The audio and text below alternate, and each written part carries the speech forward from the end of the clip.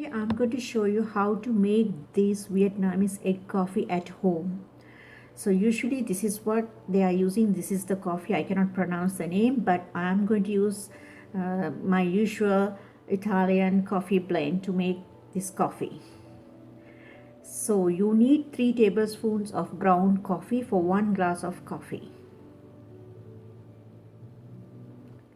And I don't have that special filter which they are using, but I can use this stovetop coffee espresso maker to make this.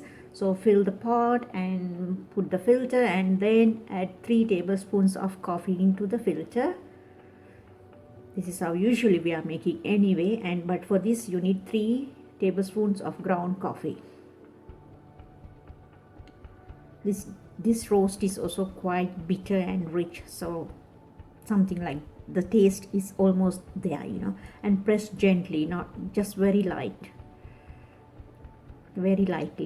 and then place the kettle, the top part, and then make the coffee as usually how we are making. It may take around 3 to 4 minutes for the water to boil and bring the coffee. Okay, the coffee is ready, so let's make the egg mixture now. For this you have to separate 2 eggs for 1 glass of coffee. So you have to separate egg yolk and the white. So this funnel is the one I'm using to separate my egg yolk from white. This is the easiest way I find to separate them. I don't have the egg separate, so this is what I'm always using. This funnel is good enough for me. There you go. Egg yolk. So as I told you, you need 2 egg yolks, and the whites you can keep and use later for some other recipes.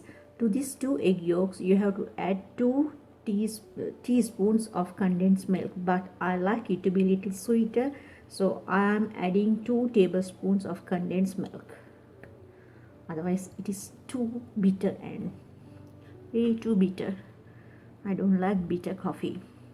And then you can use the manual whisk to mix this, but I'm using this little beater to whisk this egg and condensed milk. After a few seconds you will notice the color will change from rich yellow to lighter color, something like this. It's very airy, fluffy, thick.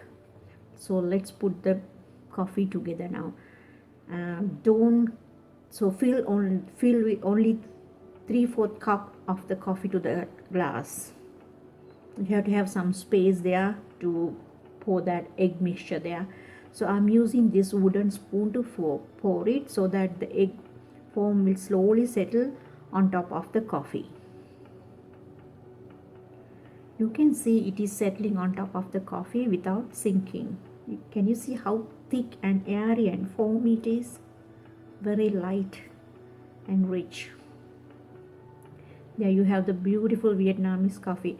The thing is, at this point, if you like, you can add more milk, but I don't want to add any milk. I like the taste, I like everything from here. I'm going to stop, but you can, yes, go ahead and add some milk to this and then enjoy the coffee. Make sure you are going to mix the coffee well before you drink.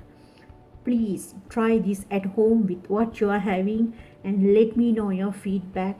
And the taste is it is 100%, it is the same taste you find, and let me know your feedback. Thank you so much, and stay safe and take care, and bye bye to everybody.